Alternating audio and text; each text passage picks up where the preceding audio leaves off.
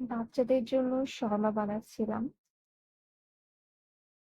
এখানে আমি কোনো এক্সট্রা সল্ট ইউজ করবো না। বাটারের মধ্যে গার্লিককে হালকা ভেজে নিব। তারপর বিফ অ্যাড করব। বিফটা সামান্য সল্ট দিয়ে আগেই হচ্ছে যাতে বয়েলড করে নিয়েছি। এখন এই বাটার আর গার্লিকের মধ্যে এটাকে হালকা ফ্রাই করব। এখানে দিয়ে দিচ্ছি চিজ। চিজ দেওয়ার জন্য এটা একটু সল্টি হবে, তো এক্সট্রা কোনো কিছু আর এখানে অ্যাড করার প্রয়োজন নেই। এটা বাচ্চারা খাবে, তো এখানে মিউনিস তারপর অন্যান্য স্পাইসেস কোনো কিছু দিতে হবে না।